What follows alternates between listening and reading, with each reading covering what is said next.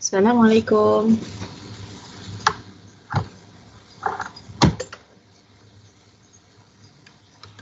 Salam Ustaz. Okay, thank you. So saya harap semua dah masuk so that we can proceed with our class.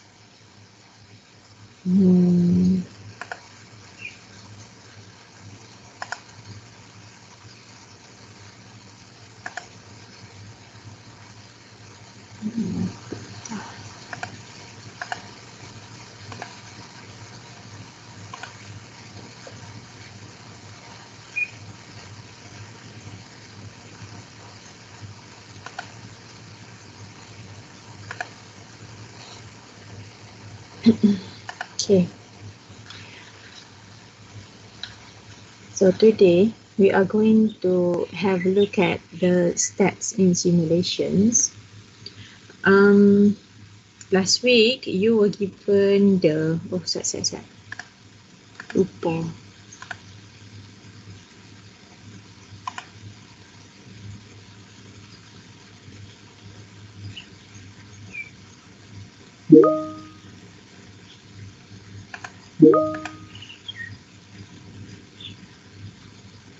Okay.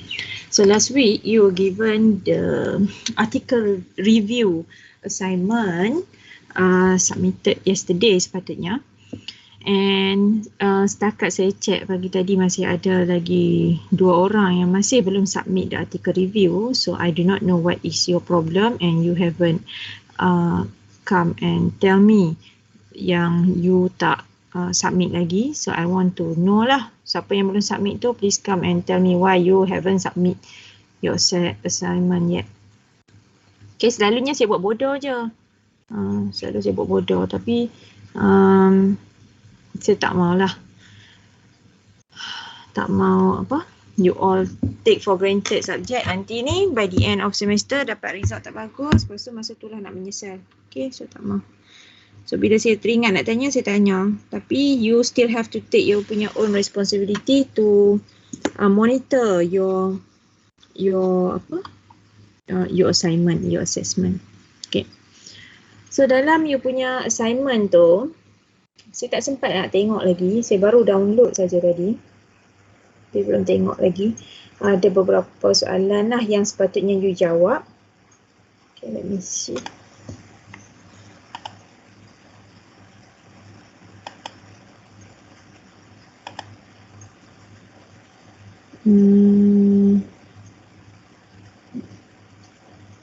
Since the steps of simulations ni ada beberapa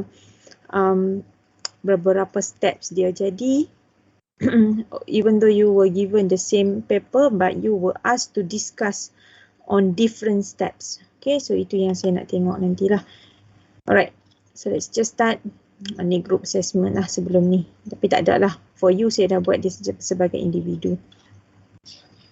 Okay, and these are the diagram, okay, given in the paper, so you boleh nampak lah. These are the steps in simulation. We have the problem formulation, setting the objective, and we do the model conceptualization together with the data collection.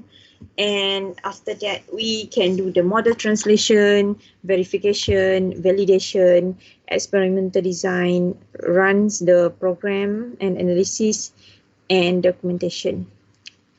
Okay, so those are the steps in simulation study, and for your group project, this is what you should follow lah. So it can be a guide to you while you are doing your group project. Okay, so now the problem formulation. Okay, kat sini next week will be your first presentation on your problem. Itu saya nak tengok nantilah. Okay, first presentation, meaning that by this week you and your groups should discuss on what problem that you want to solve, what simulation that you want to do, and then for the first 2 steps probably, okay, on problem formulation and setting of the objective, and also the model conceptualization, the first 3 steps. Patutnya dah boleh ada untuk presentation next week. Okay, it doesn't have to be sampai habis all the step tu. Tak perlulah sampai you nak buat model translation lah, verification, validation. No need. I just want to see next week you punya presentation for the first 3 steps, which is the model formulation, okay, the problem formulation, and then you punya setting of your objective and project plan, and after that your model conceptualization. So let's have a look at what are the steps are all about. Apa yang kita nak kena buat dalam steps tu. Okay, so first of all, we have a problem formation. Okay, kalau you dah buat, memang you dah buat dah pun. When you do your PSM, kan? In the first chapter, you have the background of the problem, kan? Background of the problem, scope of the problem, objective of the problem, problem formulate, problem statement. Okay, so these are the same steps that you should do. Okay, di mana you have to state and understand what are the problem that you want to solve. Okay, and then this problem must be understood by both sides. So kat sini ni both side ni maksudnya orang yang nak buat simulation tu dan juga orang yang buat polisi. Polisi ni is usually the person dalam that company lah. Okay, dia yang akan buat decision. This is what we should do.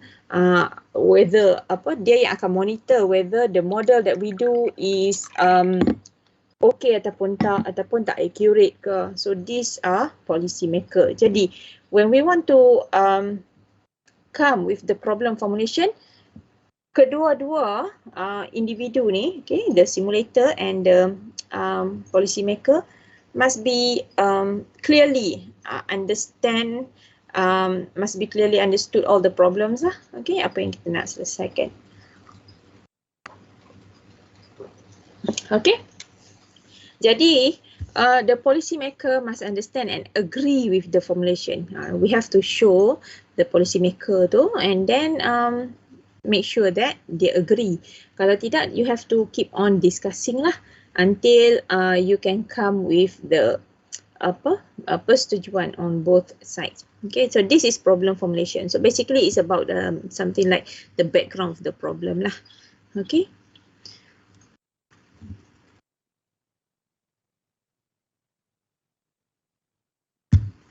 Now, the next step is to set you punya objective. Okay, and then project plan. So dalam you punya thesis pun, PSM, you have the objective kan, objective of the problem, what you are going to solve, what you are planning to achieve from your problem. Okay, and then the project plan, it is something like Gantt chart. Okay, how do you plan to do you punya project ni? Okay, you plan dalam tempoh berapa minggu? Contohnya, you want to do the programming. Okay, berapa minggu you nak settlekan bahagian analysis, okay, of the data, for example, analysis of the result, for example. How long you are planning to do your report? Okay, so this is what I want to see lah. Okay, kat sini saya tak tulis dia punya project plan. Okay, so project plan, this is Gantt chart. So in your presentation next week, make sure you have the Gantt chart as well of your planning. So this objective indicates the questions that are to be answered by the simulation study. Okay, what you want to do, kan? What is your objective with that? What is the problem that you want to solve? Okay, how to solve the problem? So the objective will determine the best system among several alternatives, and then it will investigate the system behavior and performance. So kita nak this is usually lah apa yang kita buat untuk objektif tu. Okay, kita nak cari the best system and then to investigate perubahan sistem tu lah. Okay, bila kita ada buat any changes. So the common objective or goals yang ni antara objektif yang biasa kita jumpa lah in simulation, is to increase productivity in existing production system. For example, we already have a certain production system, okay, and then we decide to improve the system. So macam mana kita nak improve? For example, mungkin nak improve the system tu kita nak tambah lagi dia punya not the machine lah. Mungkin kita nak kurangkan masa untuk sesuatu produk tu, untuk proses sesuatu produk, ataupun nak increasekan masa untuk proses sesuatu produk. So itu antara the common objective lah, okay, to increase the productivity, to produce more product dalam kita punya sistem. And then to assist in decision making in new facility investment. Ini kalau kita nak menambah machine, kita nak decide should we buy or not, macam tu. Okay, so before we buy, let's have a simulation, okay, to see that if we add another machine dengan cost yang sekian-sekian, is it going to be better from the current system that we have now, macam tu lah. Okay, and then sizing process inventories. Okay, so inventories ni kita melibatkan the product lah, selalunya dekat warehouse kan, inventories. Jadi kita nak decide the sizing of the inventories, okay, the number of inventories, whether we can store more inventories ataupun we need to reduce, because when we do the inventory storing tu, actually it will take some cost lah. Okay, lagi lama dia berada di dalam warehouse tu, lagi lama dia punya costing. Jadi kita nak decide, okay, whether we need to reduce the number of inventories or not.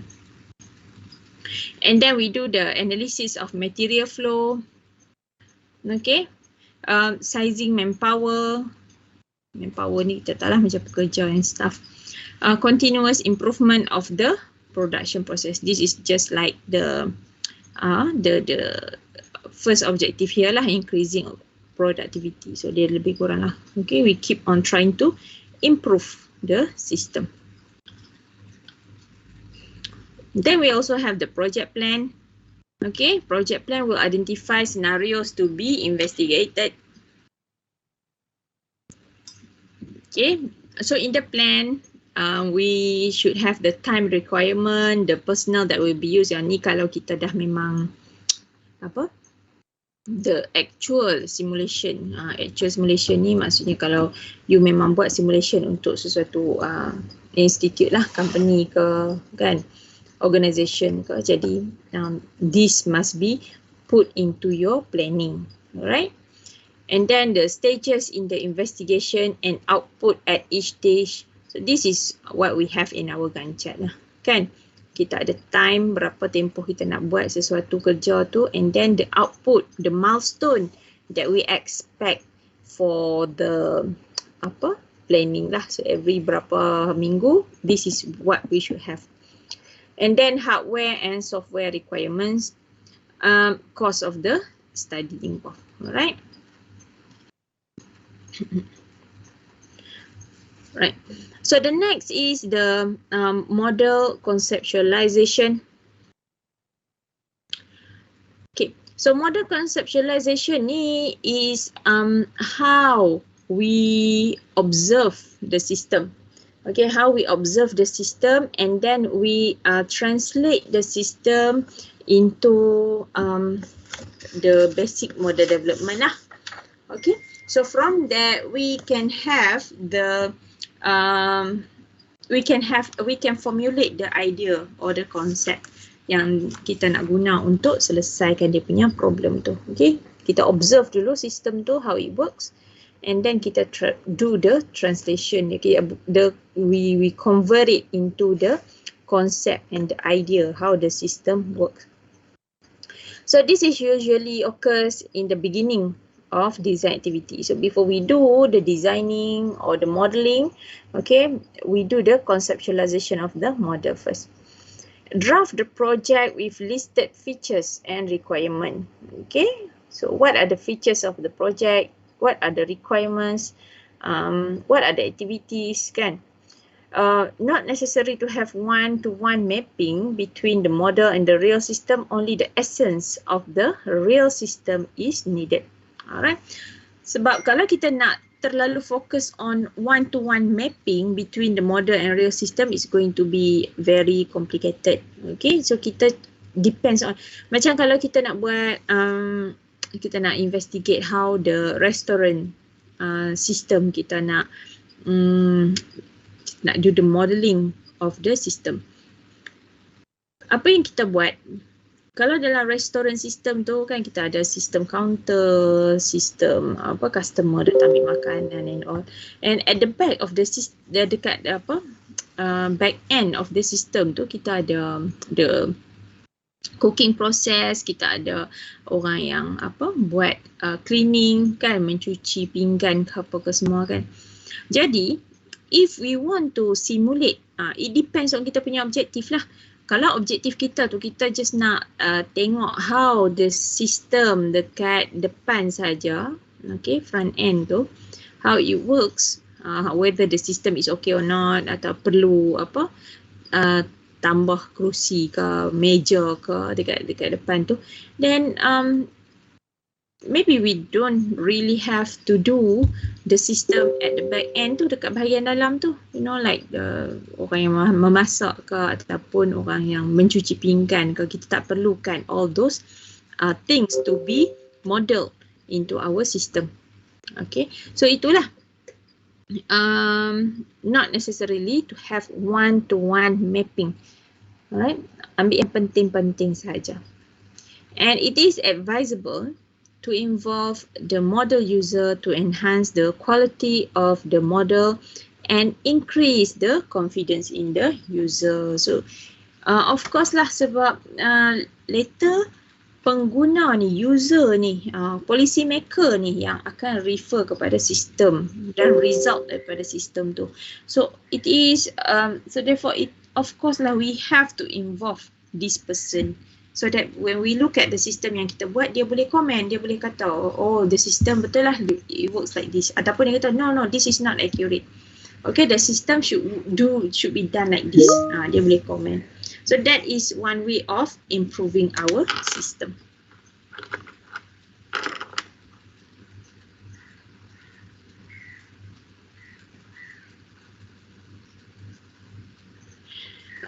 Yang one-to-one tentang restoran tu, contohnya macam we do not have to model keseluruhan sistem tu. Kalau sistem tu restoran tadi saya bagi 3 senario dekat dalam restoran tu. Sekejap ni.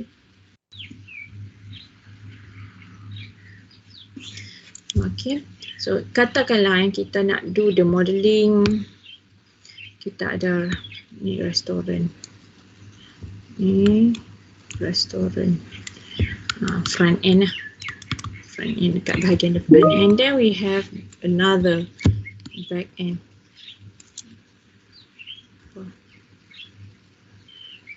Yeah, it depends on kita punya objektif lah. Kan, kalau kat sini bahagian dapur, kan, ni bahagian sinki, and then this is bahagian cashier, katakanlah kan, cashier. And then katakanlah kita ada meja.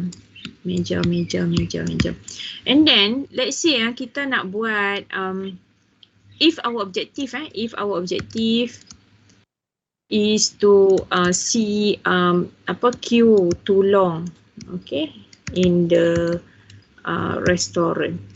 Okay, so kita nak buat queue too long tu, mungkin kita nak investigate bahagian ni sahaja.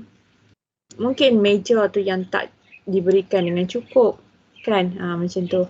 Kerusi tak cukup, kan, contohnya. Jadi not necessarily untuk kita ambil bahagian dekat belakang ni untuk dimasukkan dalam sistem kita.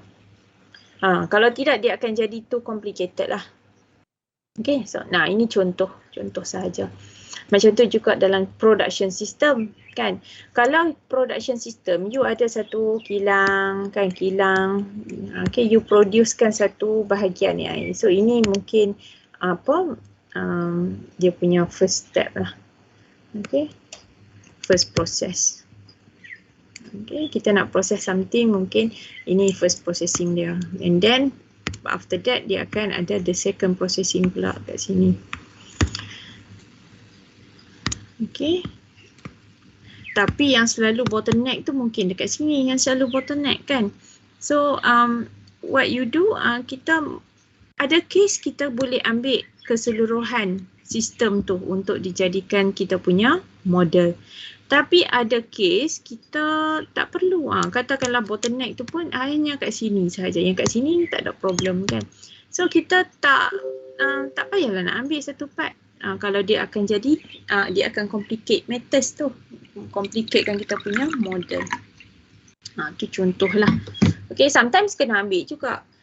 Jadi ia terpulang kepada kita punya objektif and kita punya evaluation of the system and problem.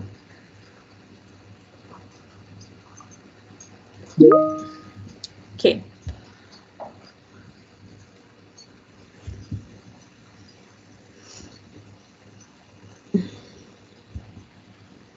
Okay.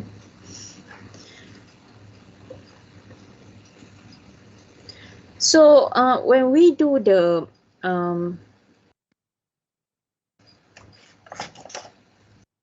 model development. Okay, kita tak buat model development lagi. Model development selepas ni kan. Model translation. Okay. Alright. So that is the model conceptualization. So if you remember last week kan, kita ada tengok nota tentang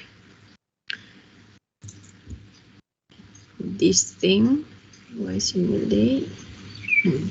Skip. Okay, so last week we have looked at the component in the system.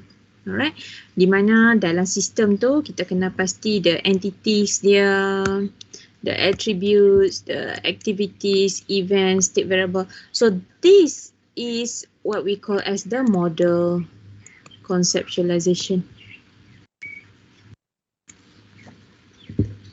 Okay, kita buatkan dia sebagai apa? Kita determine dulu apa yang berada dalam sistem tu. Alright. So when we do the model conceptualization ni, okay, we can start small. It doesn't have to be something yang very big. Terus kan kita nak buat tu. Kita start daripada something yang very important, start small. Contohnya kalau tadi kita tengok dekat banking system kan, banking kita ada customer. So apa aktiviti customer tu? So aktiviti customer tu actually dia ada banyak kan. Ada yang datang nak buat loan, ada yang datang untuk deposit duit 10,000 kan, ada yang datang nak withdraw duit 10,000. Apa lagi bila dia datang back, ada yang nak complain, ada yang nak buat kad baru kan.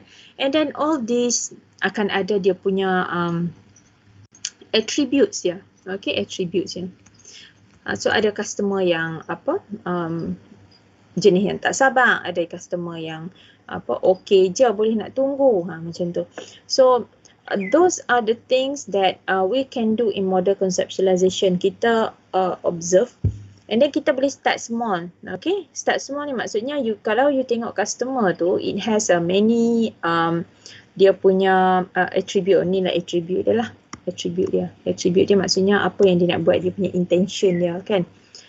So this customer, it has a different attribute, but it doesn't mean that you have to put all. Okay, mungkin you can just select the most out of these attributes. Tu contoh lagi. Okay, pilih antara mana yang ada lagi banyak datang dekat bank tu. Contohnya paling ramai yang datang untuk buat loan and datang untuk withdraw. Okay, duit yang banyak. Deposit tak ramai yang datang sebab dah boleh buat deposit dekat dalam online system contohnya. Right. Jadi kita pilihlah yang tu sahaja, loan dan withdraw sahaja. Yang lain mungkin tak masukkan dalam sistem. Okay, it starts small when we do the model conceptualization tu. Alright. So as we do the model conceptualization tu, this is already part of the data dah pun. Nah, the way kita buat modeling tu, dia macam while we do the model conceptualization, we also have to do the data collection. Sebab tu kalau you tengok dekat dalam diagram ni kat atas ni kan, it can be done simultaneously. Okay, serentak. Sebab apa? Sebab dia macam keep on, dia macam interact with each other. Data collection tu, nanti you use the data, you can do the model conceptualization. Okay, so from there juga you boleh buat dia punya data collection. Jadi,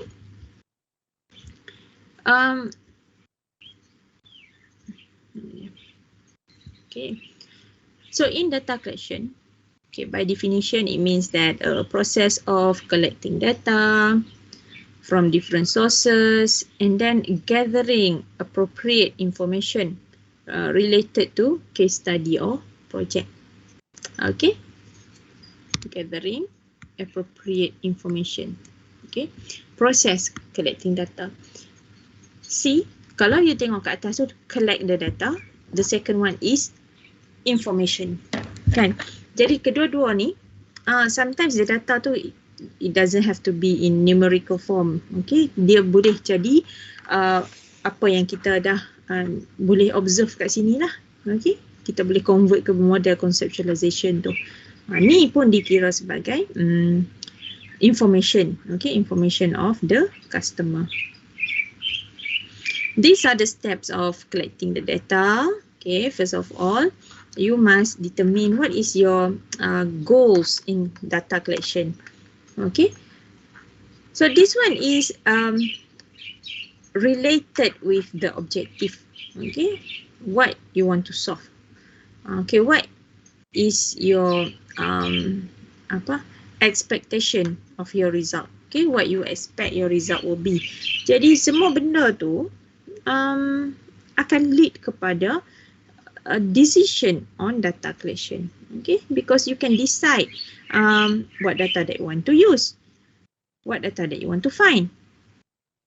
So based on what tu, you have to decide how to do the data collection. Kan? So once you decide how to do the data collection, baru you boleh collect the data. Once you record and organize the data, you can do the data data analysis lah. Okay, do the data analysis. Because you need to determine the distribution of the data first. Kita nak kena tahulah data tu duduk dalam kategori distribution apa, statistical distribution yang macam mana.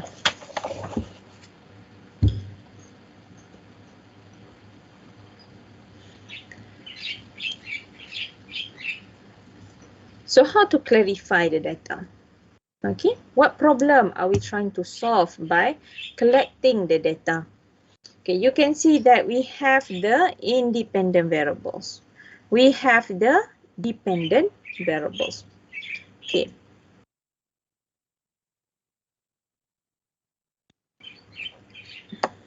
Okay, so independent variables ni, contohnya the condition implemented to see if it will create change. Okay, so variable ni kan, kalau dalam sistem tu, kalau dia tak ada dalam sistem tu, ada perubahan tak? How it works? Contohnya, okay.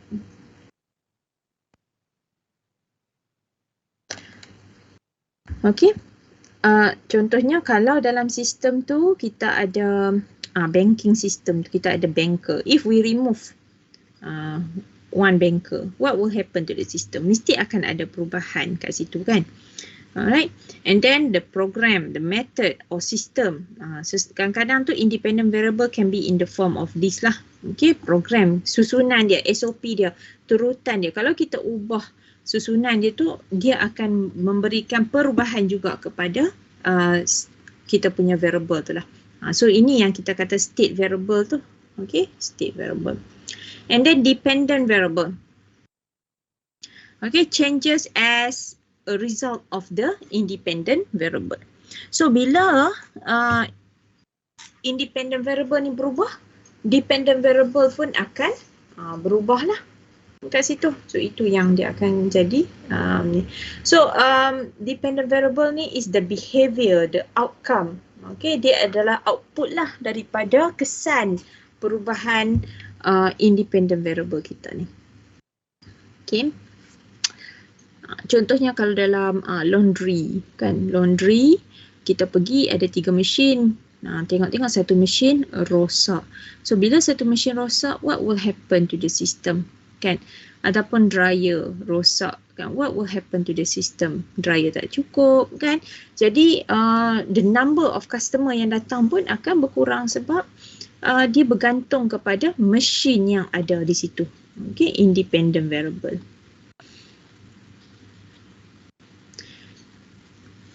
Alright, so these are the types of data that you can consider, okay, when you do you punya project. Okay, this is what you have to think before you decide on data collection. First of all, primary data. Okay, primary data, you can do the questionnaire, you can do the interview, you can do the observation and the experiment. Okay, so this primary, contohnya kalau sistem, you nak buat pasal sistem queuing kan dekat klinik ataupun post office ataupun bank system, mana-mana tempat yang ada queuing system ni, dia usually dah memang ada numbering, okay, of the system. Jadi bila kita pergi ambil the number, the queue number, everything will be recorded and you can find the waiting time of each customer.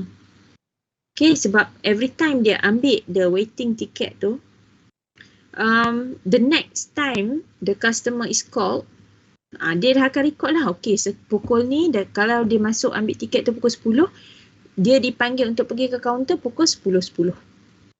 Contohnya. Jadi dia akan record lah dekat dalam sistem tu. And you can get the data of waiting time. Maksudnya dia dah menunggu selama 10 minit. Okay. Contohnya lah. So, those are the primary data that you can use. But if you cannot obtain the data yang macam tu, the queuing data macam tu, sebab confidential issue, sometimes this is what you should do lah. Okay. Do the questionnaire, do the interview, okay, do the you punya own observation and experiment.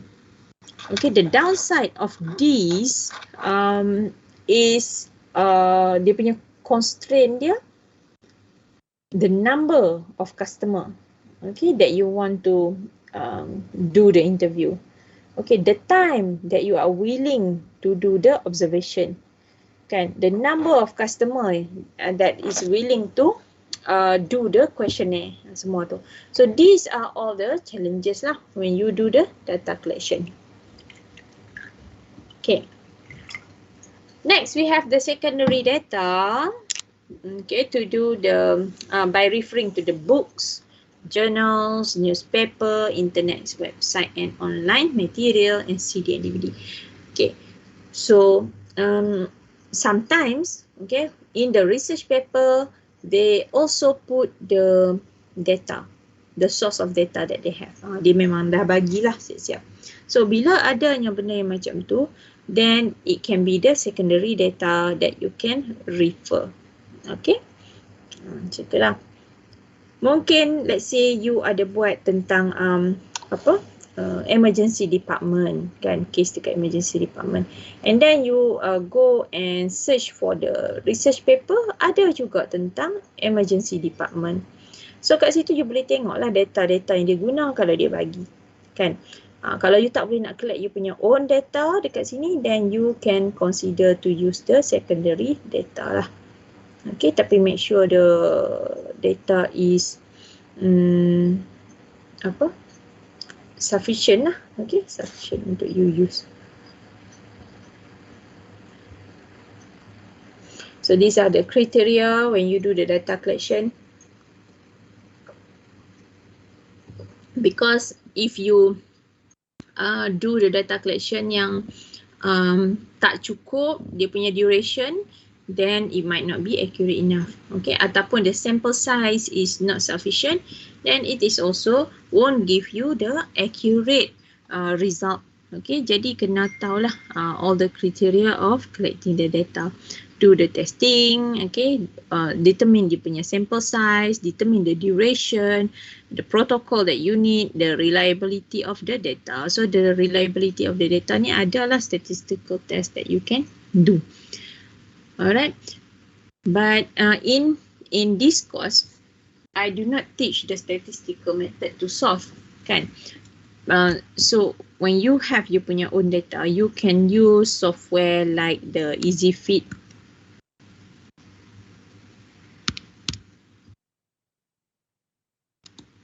Ataupun any StatFit or any other software, okay, the distribution software that you can use. MATLAB pun boleh rasanya. Okay, masukkan data and then run to see, they will give you the output automatically, kan? Dia akan determine the distribution for your data tu.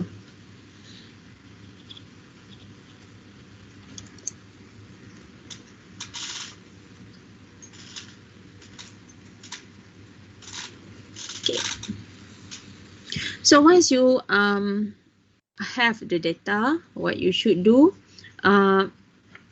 organize it. Okay, organize the data in the graphical form.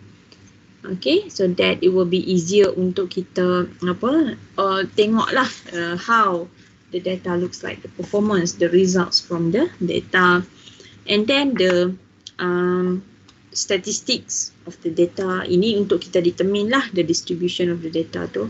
Okay, and then the qualitative value of the data, kan, sama ada data tu dia ada data jenis kualitatif ataupun tidak, and then the visual inspection. Tak ingat visual inspection ni apa. Saya tengok. Okay, and then the data juga, I hope by now lah you all pun dah masuk tahun 4, you know the difference between quantitative and qualitative, okay, of the data. So macam qualitative ni dia lebih kepada description, okay, male or female or she-male, right? And then the interpretation of physicals, the way you observe the system, okay, you nampak how dia punya susunan of the system, the flow of the system. That one can be used as the qualitative data. Opinion, suggestions, kalau dalam questionnaire tu, itu adalah qualitative data. Alright. Kalau quantitative ni dari segi tempoh, the process, okay, the score of the test, okay, the number of percentages, okay, the rating of satisfaction. Okay, kalau dia tulis satisfy sahaja, that one will be the qualitative data. But if you put the rating for the satisfaction value, then it will turn into quantitative data. Gitu. Okay, so even if you want to do the questionnaire pun, you must determine lah, you have to design you punya own questionnaire, okay, about the data tu, kan. Kalau you ambil data tu satisfy or not ke, terlalu kualitatif, then susah juga untuk you buat evaluation. Okay, so try to balance kan quantitative data and qualitative data lah. Okay, so designing you punya questionnaire, designing you punya question interview tu pun is very important. Okay, you cannot simply go and terus bagi, you copy daripada internet, terus bagi ke orang, not necessarily going to give you the the result that you wanted. Gitu.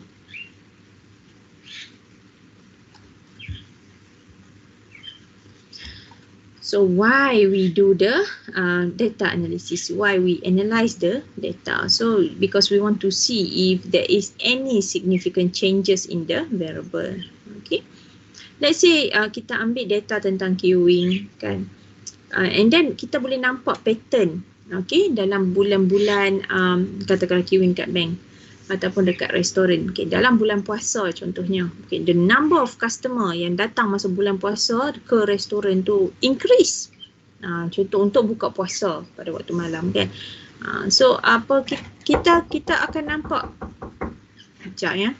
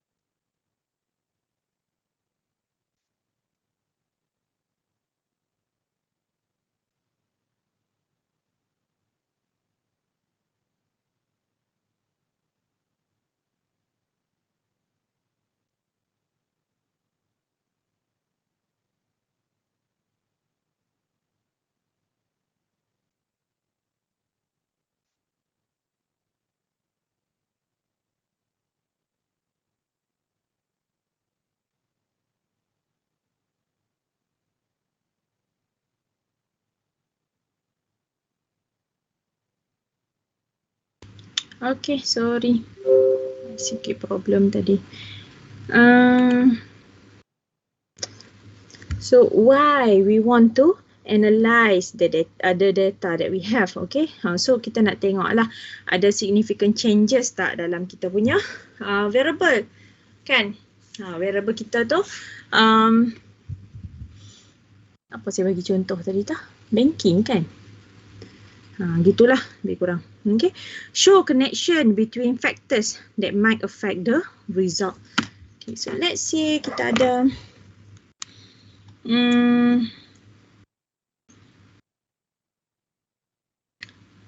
factors that might affect the result ni, contohnya macam apa, dia punya connection antara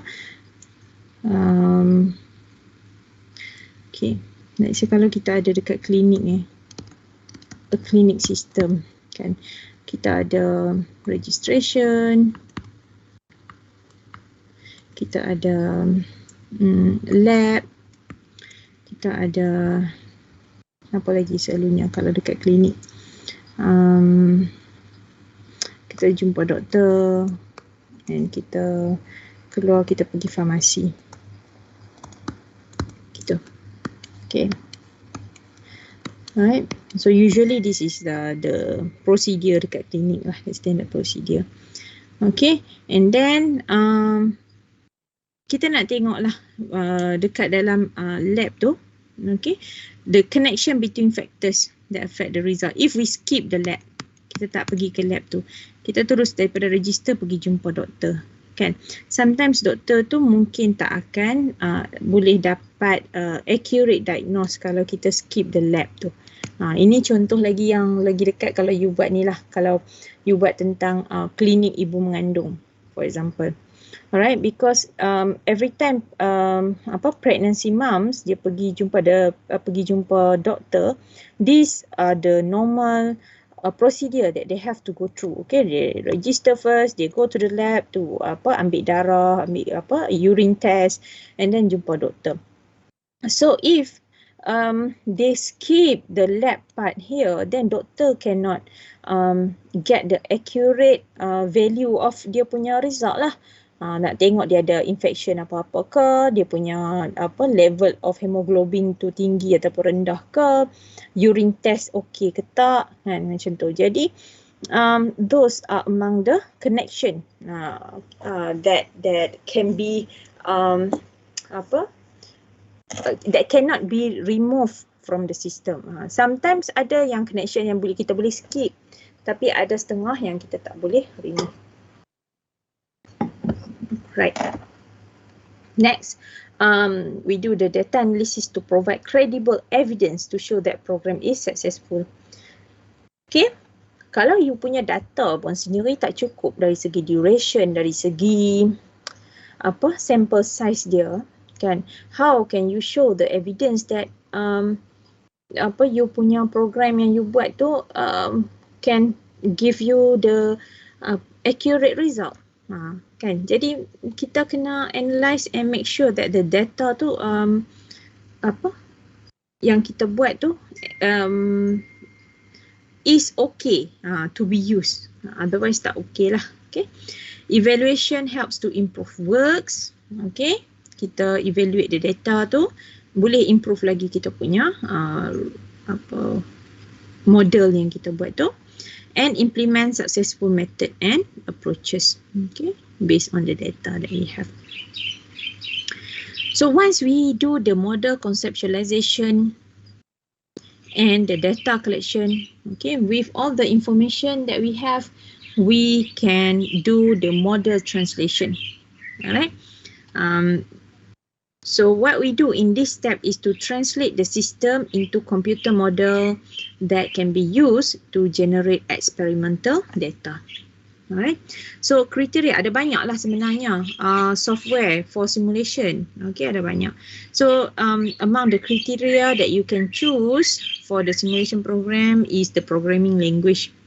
Okay, advanced in computer hardware, dia ada tak graphical simulation packages, and the cost. Okay, because the software can be very expensive. Okay, in my class I use Simulate. Okay, tapi dekat engineering faculty, engineering pun dia orang ada belajar juga tentang dekat mechanical especially, dia orang memang belajar tentang ni lah, tentang simulation as well. Okay, especially in the production system. Tak boleh conteng. Okay, so kalau dalam engineering, if I'm not mistaken, they use the software called Arena. Okay, but in our lecture, we use Simulate. Simulate. Okay, and ada banyak lagi lah. Okay, C++. C++ ni is very, you have to start from scratch. Okay, jadi kita, itulah antara kriteria that we want to choose. Takkan kita nak buat programming C++ from scratch, kan? It's going to be complicated. So we can choose to use Arena or Simulate or any other software lain lah. Okay, yang kita boleh jumpa. Next, we have the verification. Okay, once we have the programming, kan, kita dah buat dalam bentuk computer software, we have to do the verification. Okay, verification is to ensure that the model that we design, the conceptual model tu, kita dah transform properly dalam bentuk computer model. Okay, dalam bentuk komputer dah cantik lah. Contohnya, kita dah ada flow. We have the flow of the system. Saya lupa nak cakap tadi. Okay, dalam model conceptualization tu, okay, antara apa yang kita guna adalah the activity cycle diagram.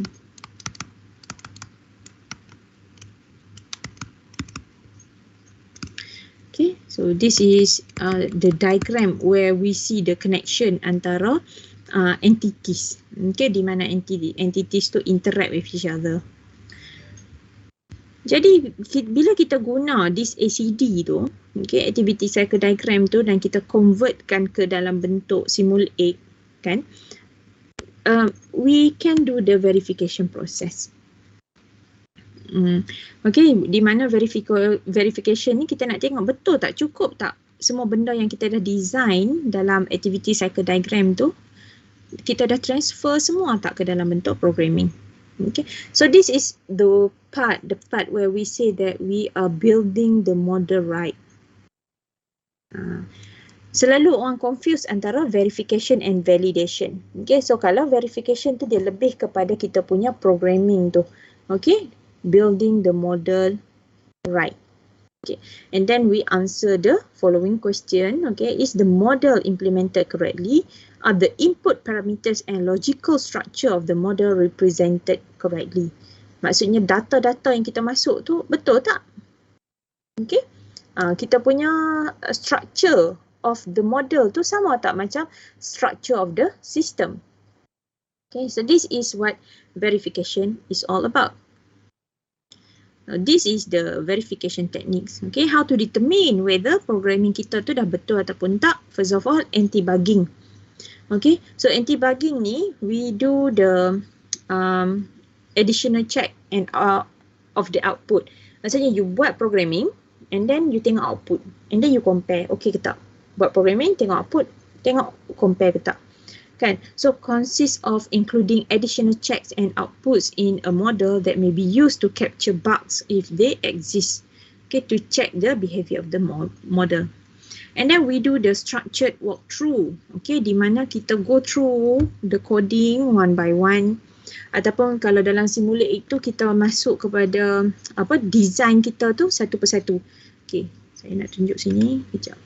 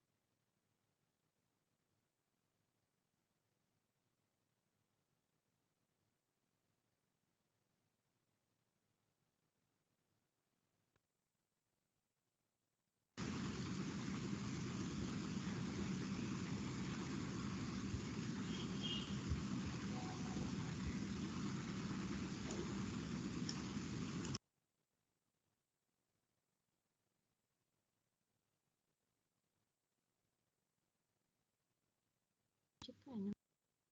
Slide je kan. On.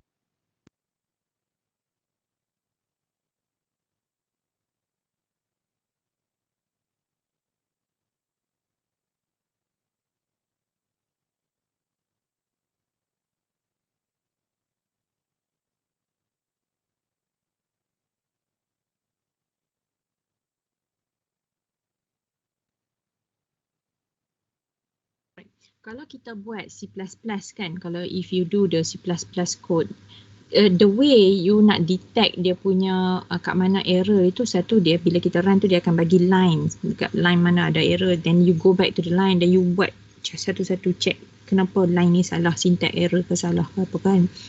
Tapi kalau dalam Simulink ni, if I can open something, examples, kita tengok examples in healthcare.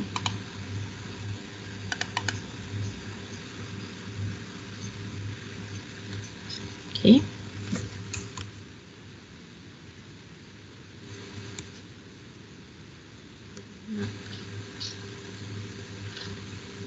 Oops, dia dah besar.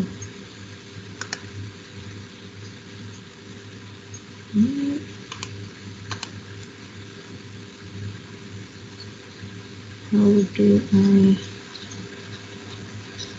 kecilkan dia punya top? Alright. Okay. So kalau you tengok contoh ni, dia ada one way of debugging, okay, to verify whether the model is correct or not. Kalau you klik dekat sini, alright, kita ada all the activity properties. Alright, so bila kita nak debug tu kita kena go through balik lah. If you can see here, kita ada banyak. Satu kita ada hospital ni tak ada ni exit. Ini the beds. Ini the research area. Ini ada cubicle. Semua ni ada dia punya own data. Data yang terlibat. Jadi bila kita ambil kat sini ada tak data. Okay.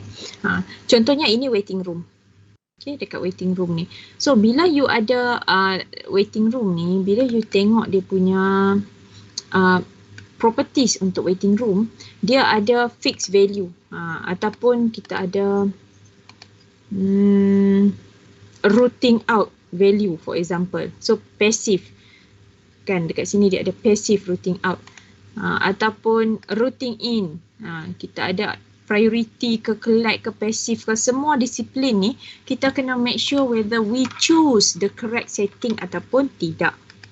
So tu antara contoh, okay, di mana kita buat structured walkthrough dari satu step ke satu step. Okay, kalau kat sini dia kata dia explain the model to others, can make the modeler focus on different aspect of the model. Maksudnya dia akan go through step by step and at the same time dia explain to others. Lagi bagus kalau dia boleh explain kepada pekerja di tempat tu, so that they can guide each other tentang kita punya model tu okay ataupun tidak.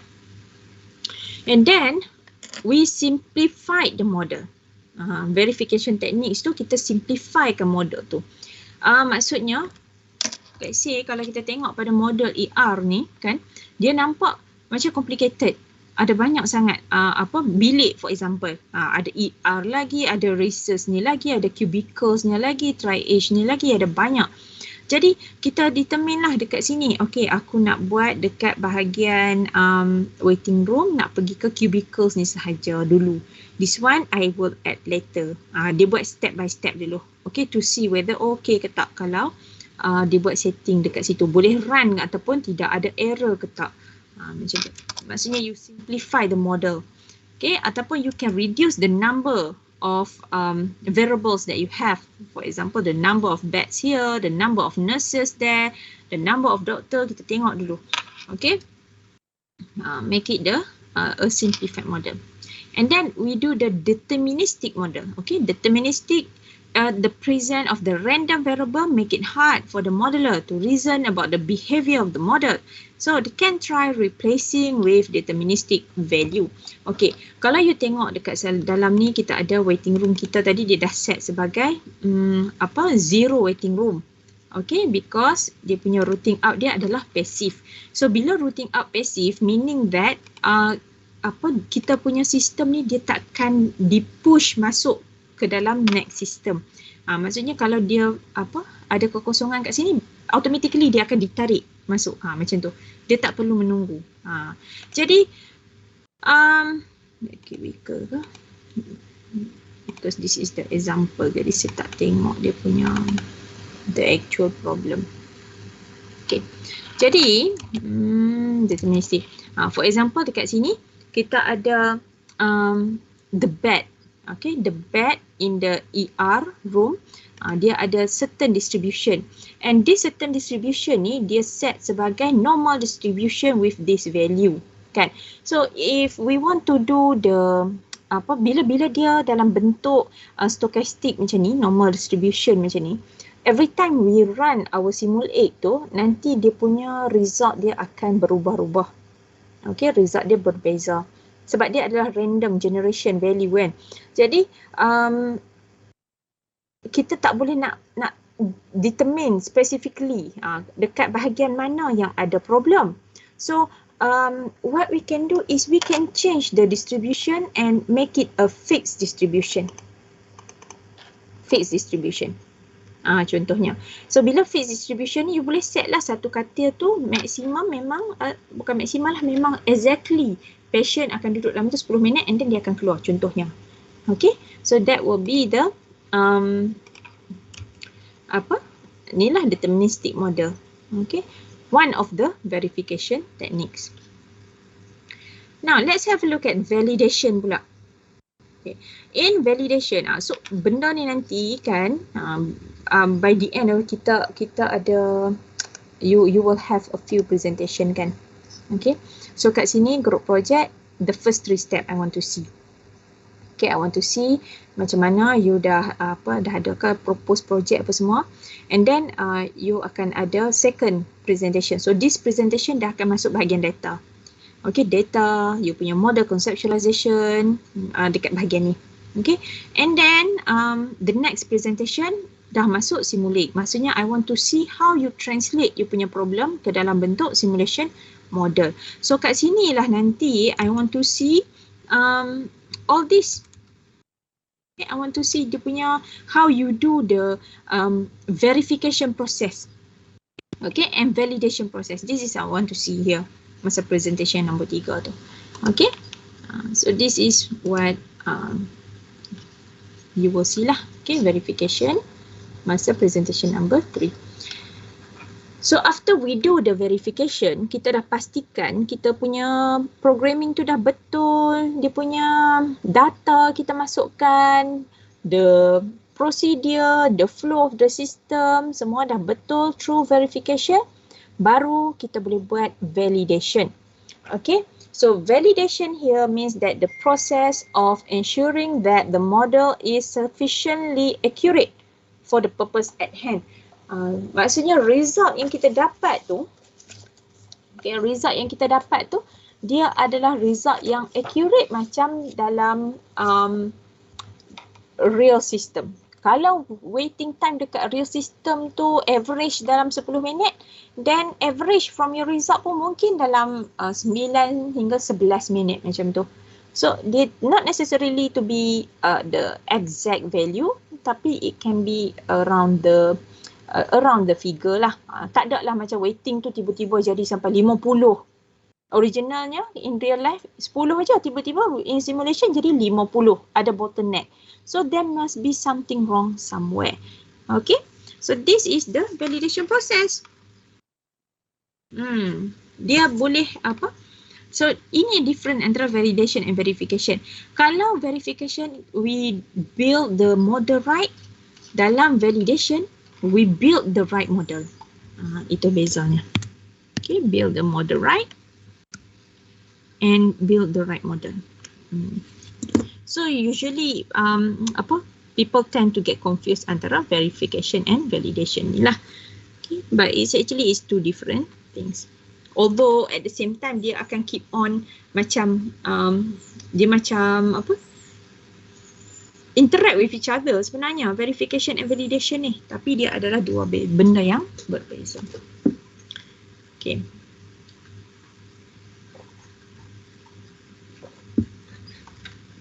So this is involve the iterative process lah. Okay, build a model that has high face validity. The created model is reasonable and understandable to the policymaker. Okay, model tu kita dah buat tadi, verification tadi. Is it easy to understand? Kan?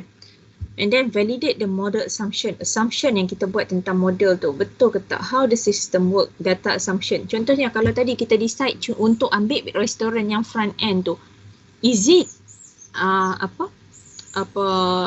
sufficient? Kita punya assumption untuk ambil kat situ, betul ke? Itu contoh antara how to validate the model assumption lah. Okay, kita compare dia punya result tu.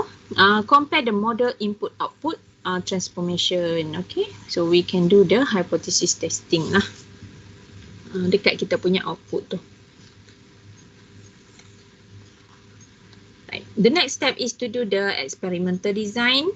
Okay, where we determine the alternative that we want to simulate. Again, when we do the experimental design ni, kita nak test dia apa? Experimental design ni kita nak investigate kita punya model tu. We want to change the value, tapi there must be justification of our experiment. See, the alternative that are to be simulated. See, alternative that are to be simulated. Contoh, saya bagi contoh dekat laundry system. Okay, laundry system.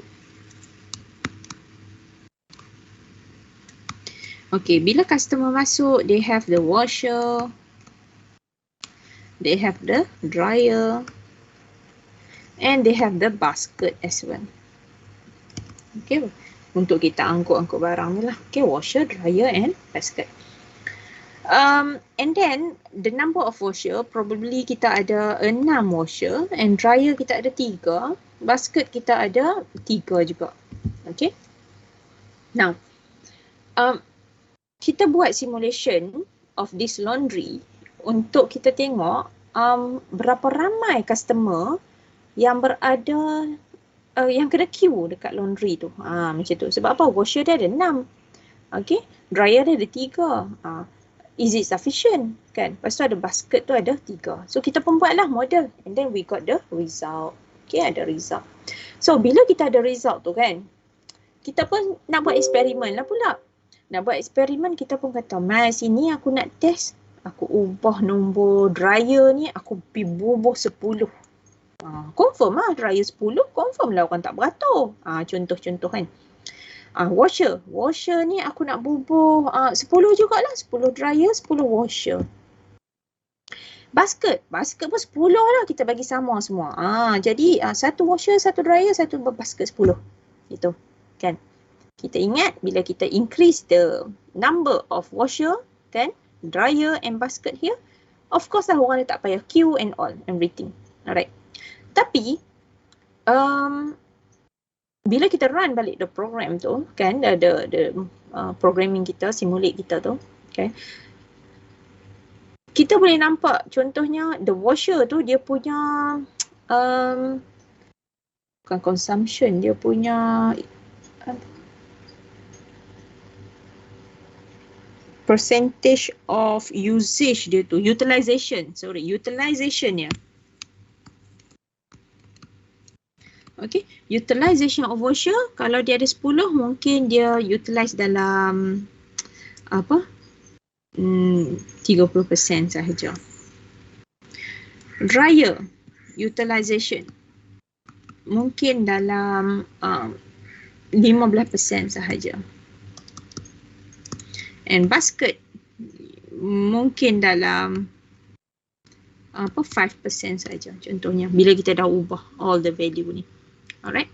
So bila utilization dia rendah, maksudnya you tak fully use the item lah yang you ada dekat situ. Maksudnya you the way you do you punya eksperimen tu, you tak ada justification why we want to do this value. Tak ada justification. So that's why experimental design ni, you pun ada yang ambil design of experiment kan. Mungkin you boleh guna that knowledge untuk you decide on your experimental design ni. So maksud saya dekat sini adalah you tak boleh simply terus kata macam, so I just want to add the number lah without any justification. Mesti ada sebab kan. Macam you kata okay, tadi washer kita adalah 6. Dryer kita tadi original dia adalah 3. Sini pun adalah 3 kan. So kalau yang original tu utilization dia mungkin lebih tinggi kan, tapi dia memang fully utilized. Maksudnya mesin kita tu tak ada yang tak digunakan. That's what we want lah. Kita tak maulah ada yang terbiar macam tu, because we already invest. Dah keluarkan duit untuk beli the machine and it's very costly. Lepas tu tak fully utilized. Macam mana kita nak dapat return of investment? Alright, basket pun macam tu. Okay. Jadi design you punya eksperimen properly. Okay. Bagi justification. So kat sini if you see the goal, okay, is to get maximum information with minimum number of experiment. Kita tak mau to keep doing the experiment itu ini. Kalau macam tu macam ni macam mana. Walaupun kita yang run tu adalah software, programming, simulate tu, tapi macam kita nak try lah to do the minimum number of experiments sebenarnya. The common mistake in experimentation, the variation due to experimental error is ignored. Okay, the variation ni perbezaan je lah. Daripada experimental error ni kita tak ambil peduli. Okay, perbezaan experimental. Alright, okay. And then we do the important parameters are not controlled. Okay. Contoh yang tadi lah. Important parameters tu, number of machines tu kita tak control betul-betul. Okay. The effects of different factors are not isolated. Kita tak determine apa faktor-faktor yang terlibat kepada yang melibatkan dengan experimental design kita tu. A simple one factor at a time design are used, interactions are ignored, too many experiments are conducted. Okay, so these are the mistake lah, okay, that people always do in experimental design. And then product run and analysis, estimate measure of performance for the system designs that are being simulated. So bila kita run, kita ada analysis tu, sekali lagi kita kena check for measure of performance. Okay, kalau dalam data tu kita ada set dia punya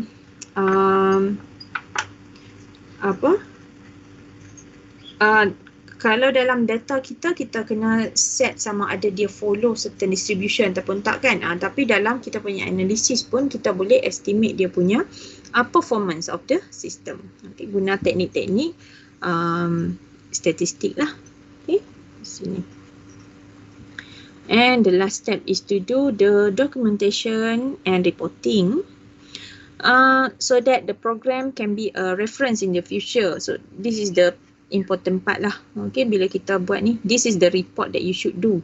So when you write down you punya report by the end of semester nanti, I want you to have all the things needed lah dalam documentation ni. Okay, so to understand how the program operates, maksudnya you have to explain clearly how the program is done. Okay, setting apa yang you buat dekat sini. What is the distribution? You explain clearly the distribution. Create confidence in the program so that the user can make decision based on the analysis. Okay, kalau kita punya program tu nampak, you must explain the verification tu, the verification part you show kenapa you punya program ni verification dia bagi high result. Macam tu. Kenapa you rasa after verification process, this program is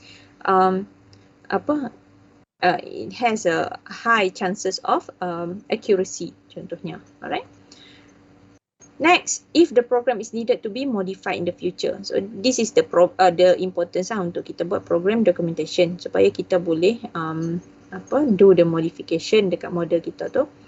Easier for user to change parameters in an effort to learn the relationship between input parameter. So bila you explain you punya model tu, you akan explain lah, dekat sini ini parameter yang you guna. Okay, and then bila you buat experimental design, you ubah parameter dekat sini untuk tengok what is the performance tu. Alright. Next, we provide the written history of simulation.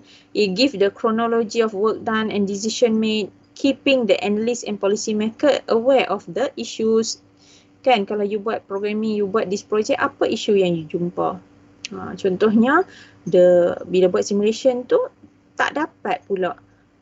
Ataupun you punya distribution tu is not exist in the system. You have to design you punya own distribution dalam you punya simulate tu. So kena report lah dekat dalam you punya report, nanti group report tu you create you punya own distribution because yang ada tak exist. And then provide comprehensive record of accomplishment, change request, key decision and other important issue. Ini kalau you memang buat untuk big company lah ataupun company mana-mana. So dia kena comprehensive report lah, record of accomplishment ataupun request daripada you punya client. So itu semua must be documented. Sebab nanti bila klien tu dia tanya, apa saya you buat macam ni? Oh, sebab hari tu you buat macam ni, sini I ada recordkan. So that kind of thing yang the importance kenapa kita kena buat the documentation. Okay. And lastly, we do the implementation. Okay, implement once kita dah check kita punya model has been verified and validated, baru kita boleh run the program and then tengok whether it is okay ataupun tidak lah. Alright, so the conclusion in the steps of simulation, the efficiency is critical point to a simulation program. Simulation is valuable, can be a part of the manufacturing system. It makes you think about the stochastic world, which is the reality lah. Okay, everything is changing in the real world. So when we do the simulation, because we use the random number generation, so it becomes a stochastic programming as well. So too often simulation is done only when a problem is discovered with the system. It's already installed and hard to change. Ini antara salah satu reason why we use the simulation. Alright, so that's all about the steps of simulation. I hope it clears. Lagipun you all pun dah memang buat dah baca the paper and then dah buat summary of the paper. I hope by now you get the idea. Okay, by the time you submit you punya article review tu, you already got the idea about the steps involved, right? And after the lecture here, it becomes clearer to you what you should do in your project later on. Okay, any questions so far?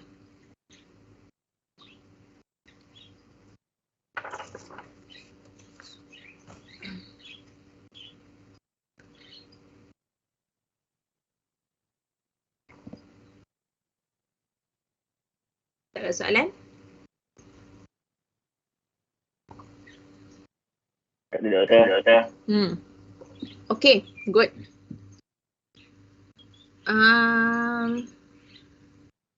Alright, so if there is no question, okay, again I would like to remind that next week you will have you punya own presentation. Saya buka kejap. Bukan next week lah. Patutnya hari Rabu ni. Next class. Oh tak apalah, saya cover kita pergi ke next week. Hari Rabu ni saya akan masuk ke dalam model conceptualization activity cycle diagram. Okay, this Rabu. And then next week kita akan ada, sebab kita ada 11 group, so saya rasa 3 hours next week tu memang akan cover semua ni lah presentation from you all. Alright, Again, I would like to remind that this is what you should put in your presentation. Saya nak cakap ni banyak kali sebab apa? Grup-grup yang saya ajar sebelum ni, dalam first presentation dia dah buat semua, dia buat macam thesis presentation tu. Dah sampai ke bawah-bawah tu, sampai metodologi yang dia nak pakai untuk benda ni. The experiment, the expected result. No, dalam saya punya kelas ni, for your first presentation, I just want to see step 1 sampai step 3 sahaja. Maksudnya I want to see what is the problem, what is your objective, and what is your conceptualization. Okay, model conceptualization. Okay, macam tu. Okay, so in the second presentation, I want to see step 4 tu lah. Step 4 tu apa? Step 4 is you punya data collection. Data collection tu pun saya nak tengok, itu pun dah cukup banyak lah tu data collection, sebab saya nak tengok how you plan you punya own data collection. Is it enough? Is it sufficient? Lepas tu how you do the testing, okay, of your data. Macam tu. Okay, itu the second one. The third one, the third presentation is step 5. Okay, saya nak tengok how you do the data translation. Model translation. Maksudnya you guna Simulink di sini. Okay, data yang macam mana you buat. Dia tak perlu, sebab masa tu kita baru sahaja belajar Simulink. Jadi kita just rough, okay, rough idea, the framework of your model. Itu saja saya nak tengok. Okay, so just focus next week on this. Okay, what is your problem, the objective, and model conceptualization. Model conceptualization ni Rabu kita belajar. Okay, so if there is no other question, I think that's all for today. So thank you for coming to my class today. Minta maaf salah silap saya terkasar bahasa ke. Okay, I'll see you on Wednesday insyaAllah. Assalamualaikum. Salam doktor, terima kasih. Okay, sama. Ya. Oh, saya lupa nak cakap. Kita punya final face to face kot. Mana face to face tu? Saya rasa lah. So lepas raya naik ATM Macam tu. Itulah, saya ada dengar cerita macam tu, tapi masih belum ada formal announcement. Jadi mungkin final exam kita pun nanti akan face to face. Alamak, takutnya. Jadi dah lama dah tak face to face ni exam. Itulah. Tapi belum ada confirmation ataupun formal announcement lagi, so kita tunggu je lah macam mana. Ni dia tunggu fakulti punya ke UTM punya doktor? UTM lah. Oh, UTM nya. Oh. Okay. Alright. Okay, lagi ada. Doktor. Ya. Doktor, kira je kalau ada kelas, ada final online, kira kelas pun face to face lah, final face to face, kira kelas pun face to face lah kan? Ya. So nanti akan keluar jadual baru lah dekat kita punya tempat kelas kat mana apa semua. So nanti tak ke macam lagi susah fakulti nak ni? Apa kata dia buat online je senang? Itulah, saya pun macam kalau dia decide nak buat in the middle of semester, then they have to, macam semua lecturer sibuk nak kena book bilik, dewan untuk final, untuk test semua kan. Sebab tu mungkin sebab tu dia masih belum officially announce kot lagi benda-benda tu. Itulah minta tak jadi doktor. Betul doktor, saya setuju. Biasa nanti lecture susah. Buatlah solat hajat. Final sem dah kan. Nanti doktor ajaklah lecture lain for test sekali, tak payah buat. Sem terakhir kita buat online. Sem depan baru start nanti. Betul doktor, sebab nanti tak sempat doktor nak pilih bilik, lepas tu nanti nak keluar jadual baru, nanti jabatan susah pula nanti. Betul doktor. Cik. Cakap saya orang. Okay, tak apa, kita tengoklah dulu official announcement tu macam mana. Saya pun dengar-dengar macam rumours begitu je lah. Hopefully tak lah kot. Okay lah.